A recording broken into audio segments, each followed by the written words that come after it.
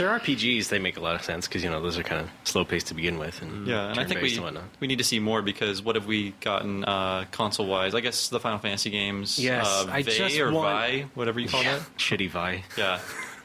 I just want Dragon Quest 3. I don't know. It might happen. We got the anniversary shit coming up. Who knows? Was there a Dragon Quest 3 for the iPhone or any sort of iOS? iPhone, but it's come out on all the early Dragon Quest games have come out on Japanese mobile phones. Right. 1 through 3 have always. Well, 3 actually was pretty recent, like within the past year, I think. Cool. So the PlayStation era graphics for them. The Super NES version of the game. Oh. Well, hopefully we'll see that for under $20 soon. That is pretty shocking good that luck it's on that that. expensive. Okay, perhaps. Well, let's move on. Square Enix. No. To our next kind of tragic news item. Grandia director Takeshi Miyagi passed away this week at the age of 45. He was actually more than just the director of Grandia. He Right. actually founded Game Arts. Right. Co-founded. Yeah. But I guess that was his biggest role in a game. I see. So, a game that people actually give a crap about. Yeah, and that's what that was the news story. So, yeah, he was a founder of Game Arts, and he went on to co-found Gmode. Which is, what is Gmode, Ray? It's like they is mostly it a make spin-off, or is it of Game Arts, or is it a separate entity? No, it's separate. But yeah, they mostly have made mobile games, and they bought a lot of Data East properties a few years back. Gmode makes games for iMode. I'm sure they do, yes, and all the other things that are not called mode. Those other platforms. Grandia is one of my favorite PlayStation 1 RPGs, even though it is a terrible port of a really great Saturn game, and it has a subpar translation. I would say a wretched localization. Yeah. But it is available on PSN, so if you'd like to remember Mr. Miyagi's memory, you can always download it, and it's a really great game. Would you? I didn't really like it at the time because I guess I had heard so many people gushing so effusively, like, this is a Final Fantasy killer on Saturn, I can't wait for it to come to PlayStation. I played it, and it just seemed very generic at the time, and it probably is still very generic, but I have a higher tolerance for genericness these days. I don't know. I'm okay more these days with like upbeat kind of happy games. There have been so many that aren't ever since Grandia. I think it was easy to take good-spirited games for granted back then, but now they're so rare. It is a very sincere game, and I think probably one of the last games that completely divorced itself from a lot of the Japanese pop culture you see infusing itself into things like Final Fantasy. Become somewhat annoying at times. There was very little moe. In fact, the love interest was actually older than the main character. Justin was God. Like 9 years old, and whatever was her name, Fina. She was like 16 or something. Yeah. The Forbidden Love. It's basically like it was Anakin and Padme before episode 1. OMG. All right, I'm done. Are you an angel? So rest in peace, and thank you for making a really great game. I didn't like Grandia 2, which Don't I'm not forget sure. Sylpheed, though. Sylpheed. And this is a bittersweet coincidence that a couple weeks ago I picked up Sylpheed, The Lost Planet for PS2 for the first time ever. How was that? Well, it's a decent shooter. It's not that remarkable as either a Sylpheed sequel or like a PS2 launch game. So, I mean, it's it's middle of the ground, but it's not like terrible. It's not like a wreck or anything. But yeah. Cool. And he also, I think, had a hand in Lunar the Silver Star. Did he? I don't know. Yeah, that's what I read in our news story, and that is... The Lunar I've thing heard was this a debate weird on restaurants invention. before. Lunar? It was a weird invention of Victor Ireland. Oh. We couldn't give away the fact that it takes place on the moon. Let's call it Lunar. Right. Vic, get out of my head. If you exist in the Vicaverse, then it's Lunar. Okay. Welcome to Vic World! Anyways, on to our main topic. Wait, you forgot the other big retro news. There's which is that the Nintendo 3DS has been sucking balls at retail, and That's so true. Nintendo's like, if you bought a Nintendo 3DS and you paid full price for it, now that we're dropping the price, we're really sorry about that. Have a lot of free games, and there's like 10 NES games and 10 Game Boy Advance games coming to 3DS Virtual Console for early adopters. You know what's crazy is Some that of those games are really. really good. Some of them I don't care about. Some of them are really good, and the NES games aren't so hot. It's like most of the black box games, but I thought that it would be like straight and up. also the gold box. And the the gold Legend box. of Zelda. Yeah, and probably ZVS and Pac-Man, like whatever was in that Game Boy Advance series. So I'd far assume. they've all the ones The they've five named have all are- been first party. the original NES Classic series on the GBA. I thought they'd just be porting those, especially because they announced there's going to be multiplayer across systems, which is shocking, but not shocking when you think that you could link your Game Boy Advance with the wireless adapter and play like Ice Climbers. I guess 2 players trading off. I don't know why bet a lot of people did that too. Yeah. Let me tell you the But what's stories. weird is that one of the games they've already announced is not on the original NES Classics list, and so maybe they're porting them in a different way, and that's Donkey Kong Jr. Okay. Yeah, I speculated that they were just going to be the NES classics, but they specifically said in the text of their press release that it's NES games. So I feel like they're bypassing the kind of compromised GBA versions and just giving us the NES games. Right. And then Which the is great, GBA 'cause list it is more means exciting. Maybe more console games will come to the 3DS Virtual Console, which would be nice because some of those old games are really good to play on the go. He said, having played them 6 years ago on a hacked PSP. But the GBA games I'm much more excited about because there's some really good ones like Kirby and kind of an underrated. It's a game with problems, but it's sort of this multiplayer, open-ended adventure sort of game. I hesitate to say it's Metroid-like, but it kind of veers in that direction a little bit. Well, the Metroid game they're releasing is not Metroid-like, Metroid Fusion. Nice try with your trolling there, but Metroid Fusion is actually a very good game. It's okay. It's a very good It's game. no Metroid Zero Mission. Well, no, but what is? Only Metroid Zero. You're telling me. Right. Anyway, Maybe Metroid. No, really, it's not, Yeah, actually. the Metroid Zero Mission is such a good remake. I also, WarioWare is a really good one Yes. for them to choose. I would like for definitely- them to put WarioWare Twisted on the 3DS because it has we were a talking about that. gyroscopic sensor. Yeah, gyroscope, and I think it's sensitive enough based on just moving around in Ocarina of Time. Oh, like yeah. it seems like it would work, but you wouldn't have the little clicks, right?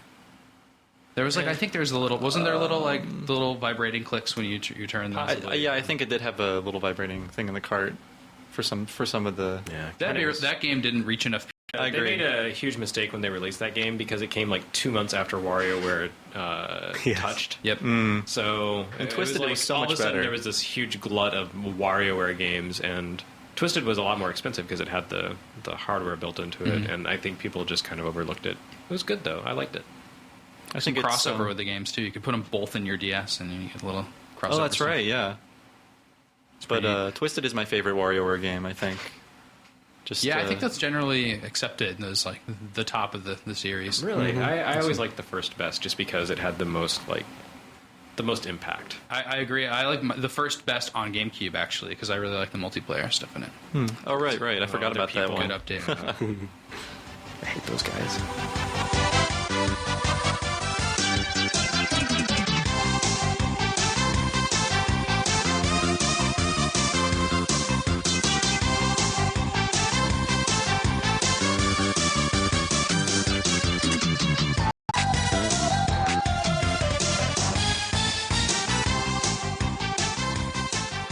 Alrighty, let's dig into the meat of this podcast, and that is the Super Nintendo is now 20 years old, which makes all of us even older. And Well, you presume that we played NES at the time or Super NES at the time. Me, I discovered the Super NES like years later. Okay. when What- I finally what were you entered playing? elementary school. Oh no, I hadn't been born yet. I'm like 18. Oh right, Yeah. right. kids. Anyways, yes. I'll be the young whippersnapper this week. It'll be Okay. fun. Don't throw on any of that youngster slang. I won't understand. Oh, I already said don't- something about hopping, which is which I made the little motion to like raise the roof, and then Ray corrected me and said bump. Okay. it. Well, if you use the Ray's if you use, hipper than I am. if you use the adjective bad, let me know if you mean good, I will. so we'll be clear on things. I might use it in as a portmanteau with radical. Yes, is a truly batical system. I agree. And if it's okay with you guys, I'd like to sort of frame this discussion in an argument I was trying to put forth in our new issue of When It Presents, issue 2. When you say trying, it makes it sound like you weren't successful, and that disappoints me.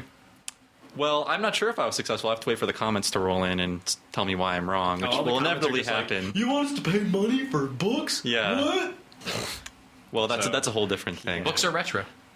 This is the audience. Money is also retro. That's America true. doesn't have it anymore, so But you guys are free to disagree or steer the conversation in any direction you feel necessary. But Okay, we're talking about Genesis. oh wait, no, we can't go there. That was 2 years ago, and I guess you guys gave it respect then. What? You at 1UP. I wasn't here then. We gave what respect? The Genesis for its Oh, anniversary. we did. Chris Kohler did not. Yeah, he was a hater. Good God. That boy, I tell you what. But let's take a trip back to the early 90s and imagine yourself in much uglier clothing. That's very important All for right. this. At this moment knows what Teen Spirit smells like. Right. And you are just wrapped. It's a more innocent time. Correct. And Jeremy, you are wrapped in Dayglow. Yes, this shirt I have with accents of orange is actually like neon orange. People like see me walking in the woods and they're like, "Oh, it must be hunting season. He's wearing safety orange." And if Right. you breathe on it, it's a completely different color. It was Yeah. it was a very safe decade, hence the safety dance. I'm wearing the hypercolor pants so that you can see when people touch my butt. Leaves a hand But mark. now that we're in the mystical year of 1991, I'm on rollerblades. okay, all right. Anyone else have accessories I should know about? I'm good. Okay, I've got 2 arms full of swatches. all right. Okay, I have a hoverboard. okay. We're in 1991. 2015. We're not even there yet. The world, everyone in the world. I brought it back from then. Come on, guys, you're messing with the time travel here. Everyone in the world has a Nintendo Entertainment System. Okay, we're in 1991. What does Nintendo do to follow that up? Mega Man 4. Wrong. But Nintendo. Because it was my crazy, half-cocked opinion that the Super Nintendo sort of invented the console cycle. And we can talk about that more later. But I guess we should start with how do you follow up something like the Nintendo? And what did Nintendo do to do that? Because the Nintendo... Copy it directly. that was part of it. I mean, cartridges, the same franchises and stuff like that. But if you look at the ubiquity of the Nintendo in the 80s and early 90s, it's insane. I mean, like, if you grew up in that era, everyone had a Nintendo, unless you were poor. But even then, you still were aware of all the games and everything like that. Yeah, people are right? loyal to Nintendo too. Yeah. You know, like when I saw people with a Master System, I would scoff and say, "Oh, are you kidding me?" Yeah. You know, and that lasted a little bit into the Genesis scoff. era. It was more like a pity thing. Like, oh, your parents meant so well, but they got Yeah. it so wrong. Yeah, and boy, did Genesis turn that on its head. You know, making my Super Nintendo look dumb. It was so I'll never slow. forgive It them. didn't have any blast processing. It's or true. anything. They never figured that out. It's for babies. Purple, whatever. It was purple for Nintendo, didn't it? Wow. That was the debut. Two different shades. And it was specifically the Super NES, not the Super Famicom, which introduced Rainbow. the rainbow. Yeah, and the Famicom looked cooler than the NES to begin with. Like, what a cool system! Like gold and red. Okay. I Great can't say system. I Robot. agree. Really, you like the NES better? Yeah. Wow. I agree with Sam. I like the twin. You know, they chose Like, those colors seen because they were the Rob, cheapest. the right? white and red Rob. It's the I mean, coolest that's cool, thing ever. but it's just the novelty value that's speaking here. However, I will say that the Super Famicom is so much nicer looking Yeah, than the Super that looks NES. nice. It's just it's a lot like the NES, actually. It's kind of simple and rectilinear. It's like a little box, but it has just And, enough detailing and enough streamlining that it looks, I don't know, it looks smart. The remake of the Super NES, the later mini one, looked a little bit more like the Famicom. It did. I think it looked better. Still purple. You brought one of those to work, right? It's at my desk. Oh, cool. Okay. That's I what I shoot play on as photographs well. of it. It's good stuff. And if no you're power European, light. it doesn't turn No yellow. power light. It doesn't turn yellow. It doesn't turn yellow. That's good I to like know. that. At my desk in here in the office is my original Super NES that I bought in 1991. Yeah. And the outer shell looks about the same color as an 80-year-old smoker's teeth. Ugh, yeah. It's just foul. But it will never catch on fire. It won't. Well, not that part of it. The rest of it might. Like the guts might burst into flames. That was what it was. It was, But that it was shell flame at the top, retarded. yeah, right? the shell at the top will like be sitting there in a pile of char. I'll be like, oh, okay, well, Is there an eBay premium for the non-yellowing probably. Super Nintendos? The fire hazard Super Nintendos. Right. If there isn't, I'm going to start it. Right. All right. See if you can shape the market to I your will. whims. So anyways, just the very idea that, hey, we have this new thing that's better than the old thing. And also, a lot of it, I think, convincing parents, yes, you need a new Nintendo. Because why would anyone think the Nintendo would be different than any other toy that they had before? Like the myriad of, things you attach to your TV to play like a simple game like Pong or Tanks or whatever. Why did anyone think the Nintendo was going to be different than that? So how do Nintendo they... had lasted so long already, which is kind of cool. I mean, I guess the Atari was around for a long time, but the NES was in its fifth year by the time the Super Yeah. Nintendo launched. And in the same decade as the Nintendo, And it kept going. Yeah, how many Ataris existed in that time frame? 3, 4? People really only ever three, had but- 2600s, though. But yeah, the 5200 was a moderate success, and the 7800 was basically what your grandmother got you if she knew you wanted an Right. NES but only had $50 to Okay.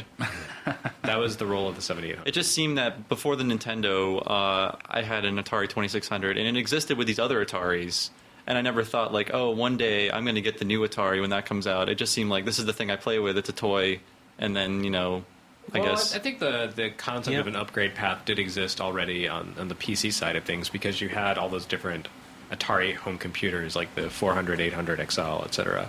Like there was this steady stream of progression within computer than the Mac 512K and the Mac Classic, the Mac 2, etc. Yeah, but how many kids were screaming about those for Yeah. years on end? Come too? on, Mom! I think- need this $6,000 Macintosh. Yeah, Come on! I think especially then the markets were so got different color. because of the price, of Right, computers. but I am saying that like the concept of a technology cycle Right. had already been explored on the PC side. It just hadn't necessarily translated to the home gaming market, and Yeah. that's really because the American home gaming market just cratered. Right. In the mid-80s. Putting Super in front of the name helped. It did. Yeah. Right, but it's still pretty curious because like Bob said, I'm sure a lot of parents and kids just thought of the NES as like the toy that they would have, and not and just be surprised like, what, they're making another one? What, you want it? Oh shit, like that sort of thing.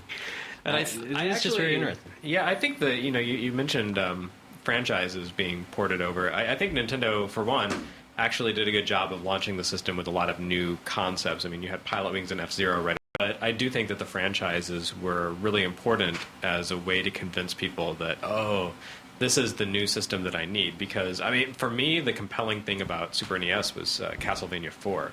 Like, I needed to play Castlevania 4, and it was infuriating that it wasn't on my NES. Like, I couldn't play it on NES, but there it was on Super NES. So Right. that to me said, like, I need to buy this system. And if you look at the marketing, and I might layer in the YouTube audio from this commercial if I have the time. The original commercial for Super Mario World was like, it's bigger, it's faster, it's better, and it's specially designed for the Super Nintendo. They say that specifically, like, we designed it for this new thing.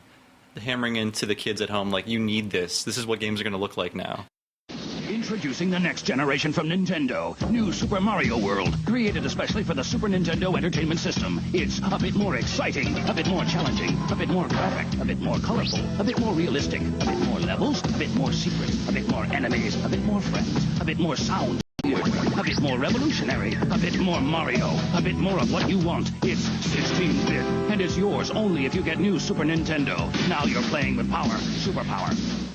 Yeah, it wasn't just plugging the game at all. It was like plugging the idea of buying a new console. You know what's funny about that video is that they show the ending of the game in it. They do, yeah, I saw What's that. up with that? Not only the ending, the Spoilers, final man. boss, Spoilers. and the Bowser's princess the bad guy? kiss. What? The princess is at the end? But those are the most visually striking images from that game. The last boss and the ending stuff. Yeah. So I think only later did kids realize they got ripped off by that commercial. Like, damn it. It's pretty Man, that funny. You don't see that, That would much be like anymore. that would be like a Final Fantasy VII commercial that showed Eris being put to rest. Oh wait, But another thing that was happening at the same time is that Nintendo was letting their other consoles live in harmony alongside of the Super Nintendo. Yes. Because I don't think, well, now the second a new console comes out, the one, if it's not dead already, the previous one, no support. Oh, you forget 3 pillars. The 3 pillars. Remember the Game Boy Oh, Advance, right. DS, and GameCube. that's called hedging your bets. Right. It's still going on right now with the 3DS, floundering, and some cool DS games coming out. Like That's the- right. Very few, that and none from Aliens game. Nintendo. Oh well, there's Kirby Mass Kirby. Attack, but that's it. But But I mean, there's Aliens, there's Solitaire Robo. I think they're there's ready Kirby. to keep it going if the There's 3DS. a Devil Survivor 2. That's like, what else is there on DS coming? That's Yeah. pretty much it. It's not exactly the NES, which the NES continued to thrive for 3 years after So the many launch of Mega the Super Man. NES. Not just Mega Man, but I mean, Nintendo released the final games on NES. Like there was Kirby, and then the very last game to come out in the US was Wario's Woods. Yeah, it was, and it had an ESRB rating on it, which is kind of cool. There was and they did Yoshi's Cookie. They did all those like later puzzle games. Star Tropics 2. Mario's there- missing. Yeah, there were a ton of Nintendo published NES games that came out after the Super NES. I wonder. Yeah, and it doesn't seem now, just based on kind of the difficulty of finding those cards well either. But they kept bringing them over, which is surprising. Yeah, I mean, I think games were inexpensive enough to make, and Nintendo probably was manufacturing them super cheaply at that point. And they were promoting them, like there was cover spots on Yeah. Nintendo Power like well into the Super Nintendo era for Nintendo games. Like, But it also gave them shelf space at stores and mind share. Even totally these- Sega out. Even when I had a Super Nintendo, I was still buying Nintendo games. Like I bought Kirby's Adventure 2 years after I had bought a Super Nintendo. So I mean, I think that's pretty remarkable. That Lucky you. The transition was so gradual. I never Sorry. looked back. Never. I've never heard of anyone who did that. Like, Really? No one, Either. no one I know actually played Kirby's Adventure. I mean, you're the one person I know who played Kirby's Adventure on a cartridge. Everyone I know Oh, wow. was like me, and they discovered it years later in emulation. Yeah. When NES emulation first hit in like the late 90s, mid to late 90s, like I just kind of explored all these different games, and there was this Kirby game, and I was like, whoa, this looks really great, and it's really fun. Where did this come from? And apparently, Nintendo Power sold me on that. Nintendo. Yeah, I gotta say, got like, the Kirby in, whole launch- 93, so. Yeah, I'd never thing- even seen it. Well, I had to sell all my NES stuff to get a Yeah. Super Oh, NES. so- sorry. Me too. I had to sell mine to get a Genesis, and then I regretted that and got a Super Nintendo. Right. But I was going to say that the whole launch of the Super Nintendo for me is just so clouded by being like utterly devoted to Nintendo Power and reading it, and just being so into Nintendo. Like I'm reading now about how the launch went, like how things went down, and what games were out. Like all I remember is pages out of Nintendo Power. Like that's Well, what I remember yeah, we leading should- up to it. And We should talk about the launch because it launched at $199.99, which some crazy internet inflation calculator, which is probably incorrect, tells me is probably around $320 in 2011 money. That sounds about right. Yeah. people were very, very upset by that, though, right? That wasn't like that kind of sounds reasonable to me right now. Yeah. But I'm not sure. That was a pretty high price. Does anyone Genesis know- was $150. Okay, I didn't know what the Genesis was, so yeah. That was But the Super $130. NES had Mode 7, man. Yeah, bro. What about Genesis, huh? The Genesis had 150 games. And it had Mario and a dinosaur riding a dinosaur. But yeah, let's talk about the launch games. We had Mario World, F-Zero, and those were the only two Japanese launch games. But for the American launch, there were additional three. We had Pilot Wings, Gradius 3, or Gradius 3, however you want to say it, and SimCity. Gradius. Gradius. Gradius 3. 3, actually. What was the last one? SimCity? SimCity, yeah. I didn't realize that was a launch game, but that explains why so many people played it and know it. And that's, like, for a lot of people, the Super NES version of SimCity is definitive, even though that's totally a PC game. For me, it is.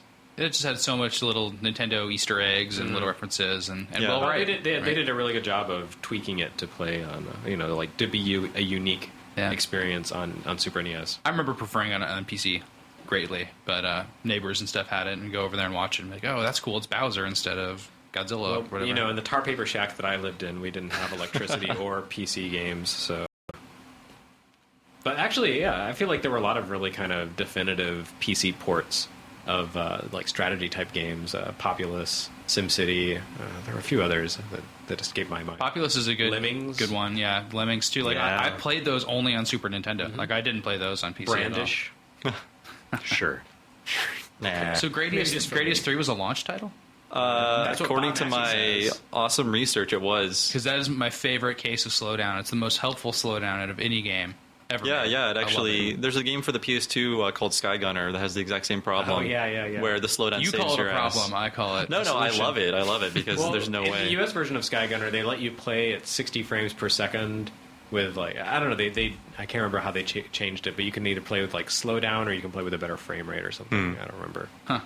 I like the slowdown in that Okay. game. Is Gradius is that an English kind of title? Is that supposed to be like a think sword, like a it's a reference, Gradius? yeah, Sure. to Gladius the sword. So they just It's supposed to be like a gradient. I don't know. Was it? I mean, Right, you know? No, not officially. what were the arcade Gradius. precursors? There was like Scramble, and then there was whatever Life Force was called in the arcade. Salamander? No. Salamander. So Yeah. what does that have to do Scramble, with then those? Gradius, then Life Force, and Salamander. But I don't know. Well, this is germane. I just want to Yeah, put it's- those names together.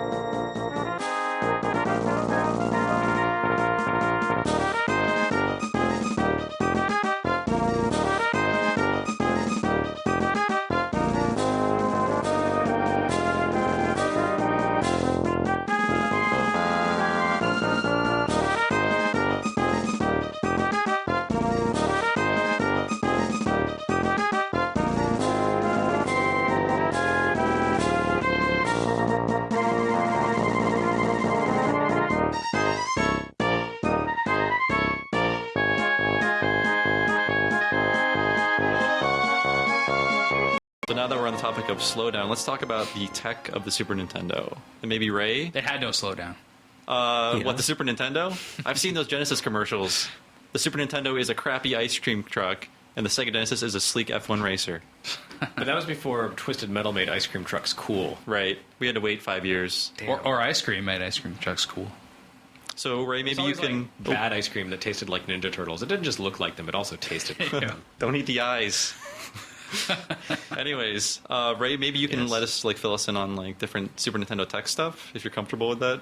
Yeah, that sure. your Where should I wheelhouse? start? Start with the color purple. The color. How many shades of purple? Whoopi Goldberg was in Super NES. That's amazing. Oh yeah, there was the Star Trek: The Next Generation game. I bet you was in. No more talking. And Nuns on the Run. Super Nuns on the Run. I bet I know where you can start, Ray. How about the music sound processor? Yeah, sure. It had a Sony sound chip in it, and that gave it a very unique sort of synth compared to the Genesis. A lot of advanced computer stuff like the Amiga, and so it really had a distinct sound to it. I didn't always like it that much. I mean, my favorite 16-bit sound is from the TurboGrafx, but it was definitely the Super NES definitely had more advanced sound. It had stereo. Yeah. It didn't just have stereo, but it had a hell of a lot of slap bass. That's what I remember from the Super NES here. It was like burp. It had a lot of. I'd say it had a lot of breadth because you look at the Actraiser soundtrack and that stuff was really orchestral sounding for sure. Using And then sitting F-Zero. around with his John Williams albums and Yeah, pretty much. And so that was the sound, and stereo for sure. I think. RCA cables. Jesus Christ. it was also really conducive to sampling. So in addition to just the built-in voices that the Sony chip offered, Tiger. I was thinking more like musical sampling, like new instrument sounds and that sort of The thing. Seinfeld bass. Exactly. Bound just straight up ripping Beatles clips and remixing them. Yes. Earthbound is the ultimate sample. Hip Tanaka, you are a genius. No, it was a different guy. Oh, I thought it was Hip Tanaka. It's No, Keiichi I'm sorry. Suzuki. Yeah, Suzuki. Yeah, I don't know why I said Tanaka. That's okay. He's good too. But to answer your question originally, which is how did they follow up the NES? It was like they used a lot of technology that just gave them really good graphics effects on the chips. It had hardware scaling where they could twist and turn all sorts of background elements at will, as opposed to the Genesis, which at least needed the Sega CD to do that kind of stuff. And so you could do all that. Sorry, not to digress too much, but Treasure did manage to do some really wacky things with some of its games, Gunstar did. Heroes and stuff. But that's Treasure. But that's Treasure. And you had turning special stages in Sonic 1. So you either needed a Sega CD or you needed Sega or not Sega Treasure, Right, exactly. which not everyone had. Also had actual transparencies, you'd have an actual transparency layer instead of just punching holes into a background like you would on a Genesis most of the time. That makes emulation a problem for some games, right? Isn't that something? Not anymore. It used to a while Too ago. much, but the Gaming Intelligence Agency's favorite kind of letter was people who would write in and are like, "I'm in a cave full of mist and all I see is mist. How do I win?" That was Final Because, Fantasy IV's copy protection, I think. Yeah, Pretty a few years late, but Yeah. Yeah. I'm in the mist cave and it's full of mist. Let me throw out a figure here: 32,000 colors. Yeah, absolutely. That Damn. was Can you crazy. name them all one by one? Where do you want me to start? Chartreuse. With my favorite. Name them by hex My value. favorite Chartreuse, melon, salmon, magenta. Go by their Plum. Crayola value. They have a nice which is, taupe yeah. in the palette. But how many could it do at once? 256? Yeah, something like that. It Was depends. that equivalent to It Genesis? Because I think depends. Genesis only had I believe it depends on the graphical mode in effect at the moment. Note 7 mode. was in fact 7 of them, hence the name. Right, there was a high-res Buddy. mode that no one used.